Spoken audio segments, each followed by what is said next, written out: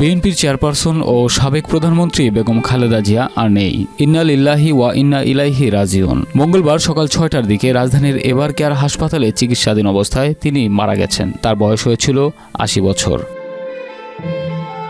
খালেদা জিয়ার মৃত্যুতে ৩১ ডিসেম্বর থেকে ২ জানুয়ারি পর্যন্ত ৩ দিনের রাষ্ট্রীয় শোক ঘোষণা করেছে সরকার। এছাড়া বুধবার সারা দেশে সাধারণ ছুটি থাকবে। একই সঙ্গে দলের চেয়ারপারসনের মৃত্যুতে সারা দেশে ৭ দিনের শোক কর্মসূচি ঘোষণা করেছে বিএনপি।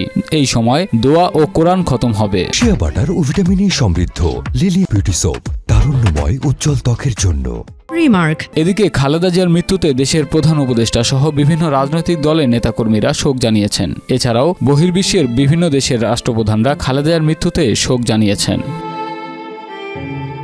বিএনপির চেয়ারপারসন ও সাবেক প্রধানমন্ত্রী বেগম খালেদা জিয়ার মৃত্যুতে গভীর শোক জানিয়েছেন ভারতের প্রধানমন্ত্রী নরেন্দ্র মোদী। সামাজিক যোগাযোগ মাধ্যম এক্সে দেওয়া এক বার্তায় তিনি লিখেছেন, খালেদা জিয়ার পরিবার ও বাংলাদেশের মানুষের প্রতি আমার গভীর সমবেদনা। এই মর্মান্তিক ক্ষতি সহ্য করার শক্তি যেন সর্বশক্তিমান তার পরিবারকে দেন। এ সময় তিনি খালেদা জিয়ার আত্মার শান্তি কামনা করেন। বিএনপির চেয়ারপারসনের মৃত্যুতে গভীর শোক প্রকাশ করেছেন পাকিস্তানের প্রধানমন্ত্রী শাহবাজ শরীফ। সামাজিক যোগাযোগ মাধ্যমে এক টুইটে শাহবাজ শরীফ বলেন, আমরা এ কঠিন সময়ে খালেদা জিয়ার পরিবার, বন্ধুবান্ধব ও বাংলাদেশের মানুষের সঙ্গে রয়েছি। আল্লাহ সুবহানাহু ওয়া তাআলা যেন তার আত্মাকে শান্তি দান করেন। আমিন।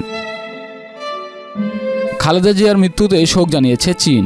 দেশটির প্রধানমন্ত্রী লি কিয়াং এক চিঠিতে শোক প্রকাশ করে লিখেছেন, বাংলাদেশের সাবেক প্রধানমন্ত্রী বেগম খালেদা জিয়ার মৃত্যুর খবর শুনে আমি গভীরভাবে শোকাহত। চীন সরকারের পক্ষ থেকে আমি বাংলাদেশ এবং বেগম খালেদা জিয়ার পরিবারের প্রতি গভীর শোক ও সমবেদনা জানাচ্ছি। এছাড়াও খালেদা জিয়ার মৃত্যুতে শোক জানিয়েছে যুক্তরাষ্ট্র।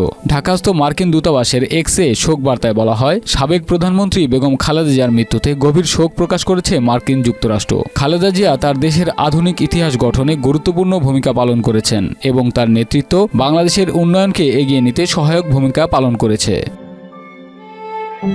বহু বছর ধরেই শারীরিক নানা জটিলতায় ভুগছিলেন বেগম খালেদা জিয়া। গত ২৩ নভেম্বর শেষবারের মতো তাকে রাজধানীর এভার কেয়ার হাসপাতালে ভর্তি করা হয়েছিল। ১ মাসেরও বেশি সময় সেখানে চিকিৎসাধীন থাকার পর অবশেষে মৃত্যুর কাছে হেরে গেলেন দেশনেত্রী, আপসহীন উপাধিতে ভূষিত বেগম খালেদা জিয়া। রাসেল হোসাইন, মাই টিভি।